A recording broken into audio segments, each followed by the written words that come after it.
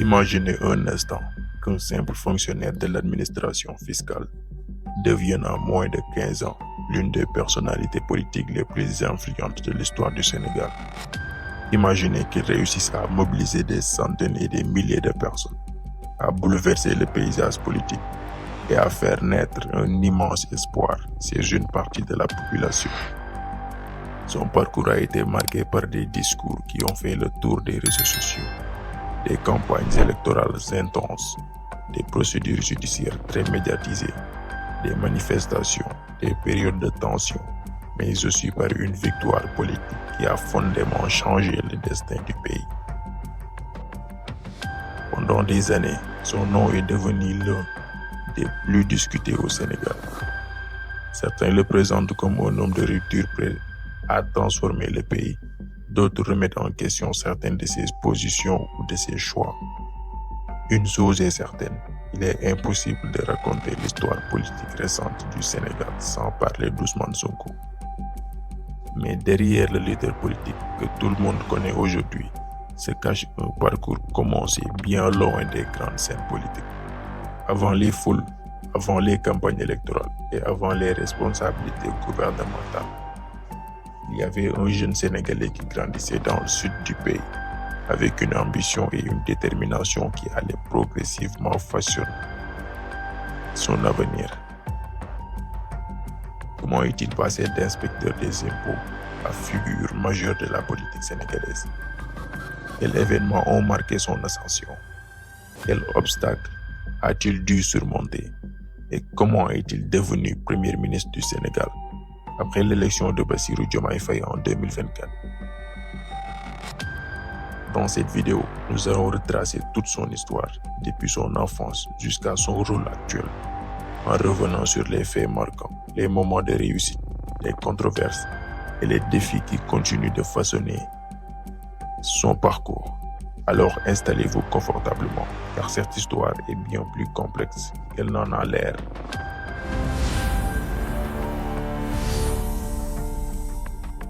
Partie 1. Les origines d'Ousmane Sonko. Ousmane Sonko est né le 15 juillet 1974 à Thiès, mais il grandit en grande partie en Casamance, région avec laquelle sa famille est profondément liée. La Casamance est une région particulière dans l'histoire du Sénégal. Elle est connue pour sa richesse agricole, ses paysages et sa diversité culturelle. Cependant, elle sera également marquée au fil des années par un conflit de basse intensité opposant l'État sénégalais au mouvement des forces démocratiques de Casamance. Même si Ousmane Sonko n'est encore qu'un enfant, cet environnement contribuera à façonner sa vision du pays, notamment sur les questions liées au développement, à l'équité entre les régions et à la gouvernance. Son parcours scolaire. Après ses études primaires et secondaires, il poursuit son parcours universitaire. Il s'oriente vers des études en droit et en gestion, des disciplines qui lui permettront de mieux comprendre le fonctionnement de l'administration publique, de la fiscalité et des finances de l'État. Au fil de ses études, il acquiert des connaissances qui joueront un rôle majeur dans la suite de sa carrière. À cette période, rien ne laisse encore penser qu'il deviendra un acteur majeur de la politique sénégalaise. Son objectif est alors de réussir dans la fonction publique. Un jeune homme ambitieux. À la fin de ses études, Ousmane Sonko choisit de passer les concours de la fonction publique. Il rejoint finalement l'administration fiscale en tant qu'inspecteur des impôts et des domaines. Pour beaucoup, ce poste représente une carrière stable et prestigieuse. Mais pour lui, ce n'est que le début d'un parcours qui prendra une dimension bien plus importante. Quelques années plus tard, une personnalité qui se forge. Au sein de l'administration, il découvre le fonctionnement concret de l'État, la collecte des impôts, la gestion des finances publiques et les relations entre les contribuables et l'administration. Cette expérience nourrit progressivement sa réflexion sur la gouvernance, la transparence et la gestion des ressources publiques. À ce stade, il n'est pas encore figure politique nationale. Il est avant tout un haut fonctionnaire qui exerce son métier et qui s'investit également dans les questions syndicales. Pourtant, plusieurs événements vont bientôt changer le cours de sa vie. Et c'est précisément ce que nous allons découvrir dans la prochaine partie, où nous verrons comment son passage dans l'administration fiscale et son engagement syndical l'amèneront progressivement sur la scène politique nationale. Partie 2. L'inspecteur des impôts et domaines qui va bousculer le système. À la fin de ses études, Ousmane Sonko choisit une voie que beaucoup de jeunes diplômés sénégalais considèrent comme prestigieuse: intégrer la fonction publique. Après avoir réussi les concours nécessaires, il rejoint la direction générale des impôts et des domaines. À première vue, cette carrière semble toute tracée: un salaire stable, une fonction respectée et des perspectives d'évolution intéressantes. Pour beaucoup, cette situation représente déjà une réussite. Mais pour Ousmane Sonko, ce poste devient rapidement un observatoire privilégié du fonctionnement de l'État sénégalais. Chaque jour, il est confronté à des dossiers complexes concernant les entreprises, la fiscalité, les recettes publiques et la gestion du patrimoine de l'État. Très vite, il comprend une réalité essentielle. Les impôts constituent l'une des principales ressources qui permettent à un pays de financer les écoles, les hôpitaux, les routes, les universités et les services publics. Mais il constate également que la gestion de ces ressources suscite régulièrement des débats au sein de la société sénégalaise. Au fil des années, Ousmane Sonko acquiert une véritable expertise dans ces domaines. Cette expérience influencera fortement son discours politique plusieurs années plus tard, lorsqu'il commencera à parler de la souveraineté économique, de gestion des ressources naturelles ou de lutte contre la corruption. Il s'appuiera souvent sur cette connaissance du fonctionnement de l'administration fiscale. Mais Ousmane Sonko ne se limite pas à son travail quotidien. Très rapidement, il s'engage également dans la vie syndicale. Il devient l'une des figures du syndicat autonome des agents et des impôts et domaines. À cette époque, Ousmane Sonko commence à intervenir dans les médias et lors des conférences. Il développe un discours centré sur plusieurs thèmes: la transparence dans la gestion publique. La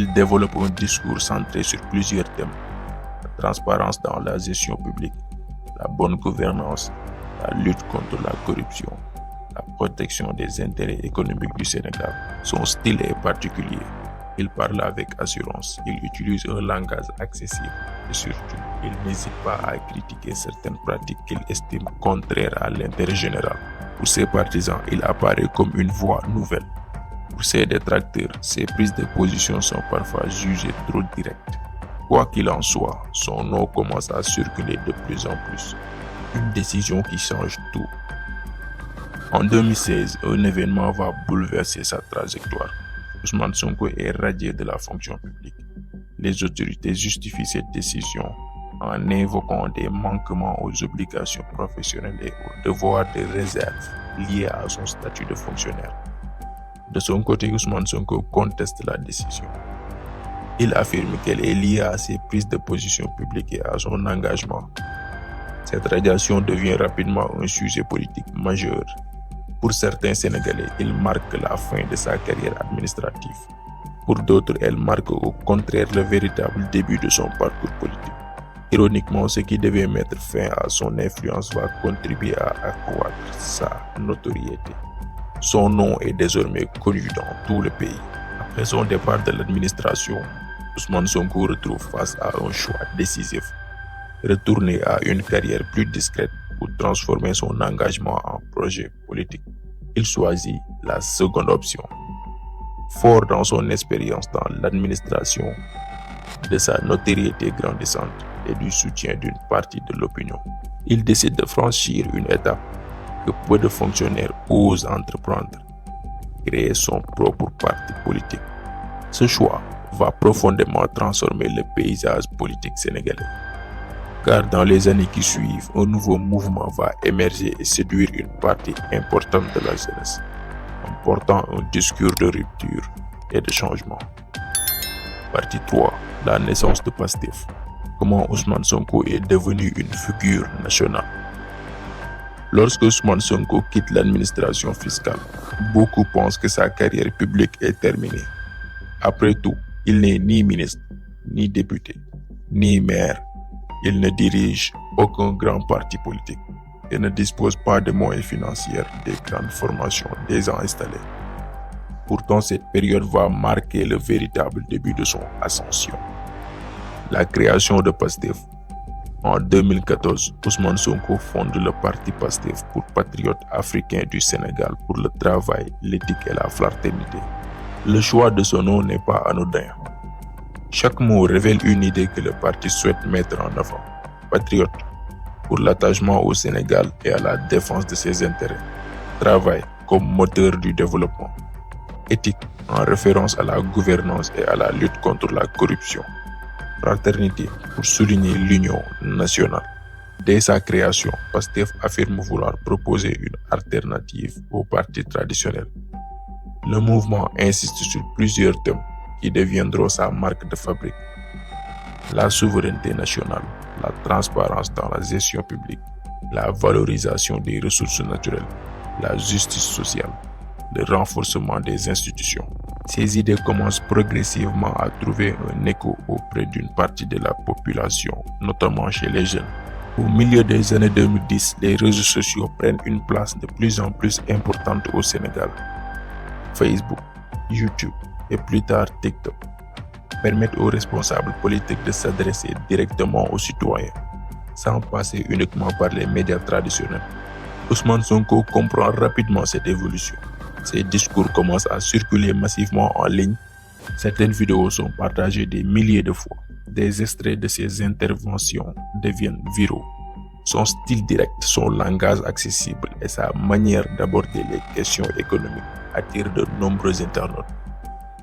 Les élections législatives de 2017. L'année 2017 marque une étape importante. Ousmane Sonko participe aux élections législatives. À l'issue du scrutin, il est élu député de l'Assemblée nationale.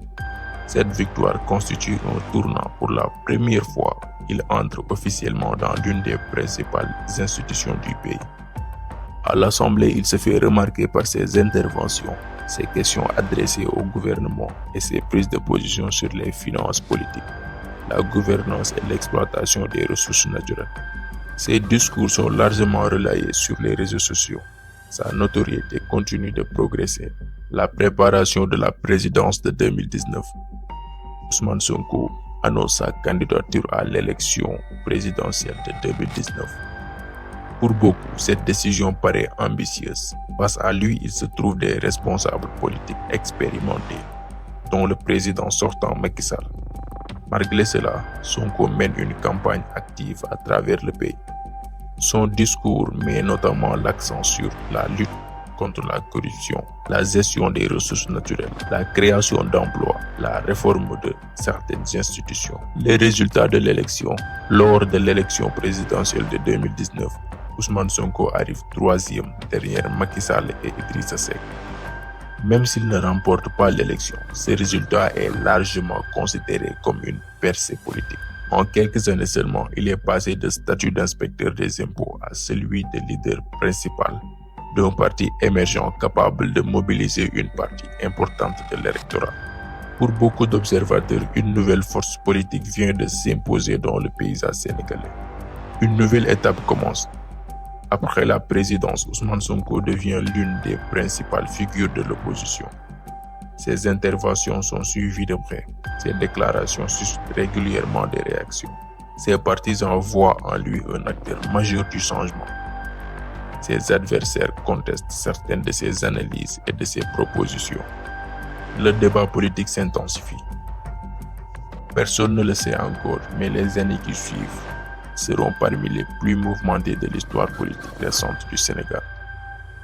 Des événements vont profondément marquer le pays, placer Ousmane Sonko au centre de l'actualité et provoquer une succession de crises, de procédures judiciaires et de manifestations. L'affaire Sweet Beauté. Le 3 février 2021, une employée d'un salon de massage, Adji Sarr, dépose une plainte contre Ousmane Sonko. Elle l'accuse notamment de viol et de menaces de mort. Ousmane Sonko rejette immédiatement ces accusations. Il affirme qu'elles sont fabriquées et qu'elles visent à l'écarter de la vie politique. Ses avocats contestent également les accusations devant la justice. L'affaire devient rapidement l'un des sujets les plus suivis du pays. Pendant plusieurs mois, elle fait l'objet d'enquêtes, d'auditions et d'une des très forte couverture médiatique. Le pays se retrouve profondément divisé. Certains estiment que la justice doit suivre son cours. D'autres considèrent que cette affaire est liée au contexte politique. L'arrestation de mars 2021. Le 3 mars 2021, alors qu'il se rend au tribunal, Ousmane Sonko est interpellé par les forces de sécurité. Les autorités expliquent que cette interpellation est liée à des troubles de l'ordre public. Cette arrestation provoque immédiatement une forte émotion. Des rassemblements éclatent dans plusieurs villes. Les manifestations prennent rapidement de l'ampleur. Les manifestations de 2021. Pendant plusieurs jours, le Sénégal connaît des manifestations importantes. Des affrontements ont eu lieu dans certaines localités entre des manifestants et les forces de sécurité. Des bâtiments publics et privés sont endommagés. Des commerces sont pillés dans certains secteurs. Les autorités mettent en place d'importants dispositifs de sécurité. Le bilan humain est particulièrement lourd. Plusieurs personnes perdent la vie et de nombreux autres sont blessés. Ces événements marquent profondément le pays. Ils constituent l'une des plus graves crises politiques et sociales que le Sénégal ait connues depuis plusieurs décennies. En juillet 2023, le gouvernement annonce la dissolution de PASTEF. Les autorités justifient cette décision en évoquant des motifs liés à l'ordre public. Les dirigeants du parti contestent cette décision et la considèrent comme une atteinte aux libertés politiques. Une candidature devenue impossible. À l'approche de l'élection présidentielle de 2024, Ousmane Sonko souhaite être candidat. Cependant, en raison de sa situation judiciaire et des décisions rendues dans différentes procédures, il ne peut finalement pas se présenter au scrutin. Pour ses partisans, cette absence constitue un moment particulièrement difficile. Mais très rapidement, une nouvelle stratégie est mise en place. Le choix de Bassirou Diomaye Diakhar Faye. Depuis plusieurs années, un homme travaille dans l'ombre aux côtés d'Ousmane Sonko. Son nom est Bassirou Diomaye Faye. Comme Sonko, il est ancien inspecteur des impôts et des domaines. Il est également l'un des principaux responsables de PASTEF. Face à l'impossibilité pour Ousmane Sonko d'être candidat, Bassirou Diomaye Faye devient le candidat soutenu par le mouvement. À partir de ce moment, la campagne change complètement de dimension. De nombreux sympathisants considèrent qu'en votant pour Diomaye Faye, ils soutiennent également le projet politique porté par Ousmane Sonko. Le slogan du changement continue ainsi à mobiliser une partie importante de l'électorat. La victoire de 2024. Comment Ousmane Sonko est arrivé au pouvoir? Une campagne complètement bouleversée. Au début de l'année 2024, le Sénégal traverse une période politique exceptionnelle. Après plusieurs années de tensions, de procédures judiciaires et de débats sur le calendrier électoral, les regards de toute la nation sont tournés vers une seule question. Qui dirigera le Sénégal après Macky Sall? L'incertitude est grande. Pendant plusieurs mois, les discussions se multiplient autour de l'organisation de l'élection présidentielle. Finalement, après plusieurs décisions institutionnelles, l'élection est fixée au 24 mars 2024. Mais une chose est déjà certaine, Ousmane Sonko ne sera pas candidat. Pour ses partisans, c'est un coup dur. Pourtant, le projet politique porté par PASTEF ne s'arrête pas là. Bassirou Diomaye Faye, le choix stratégique. Quelques jours avant l'élection, Bassirou Diomaye Faye est libéré de détention, tout comme Sonko, à la faveur d'une loi d'amnistie adoptée par l'Assemblée nationale. À peine sorti, Diomaye Faye reprend immédiatement la campagne. Ousmane Sonko l'accompagne lors de plusieurs rassemblements. Les deux hommes apparaissent côte à côte devant des milliers de sympathisants.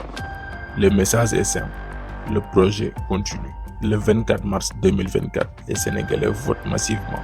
Au fil de la journée, les médias diffusent les premières tendances. Très rapidement, un scénario se dessine. Bassirou Diomaye Faye prend une avance importante. Quelques jours plus tard, les résultats officiels confirment sa victoire dès le premier tour. Pour beaucoup d'observateurs, il s'agit d'un moment historique. C'est la première fois qu'un candidat de cette mouvance politique accède à la présidence de la République.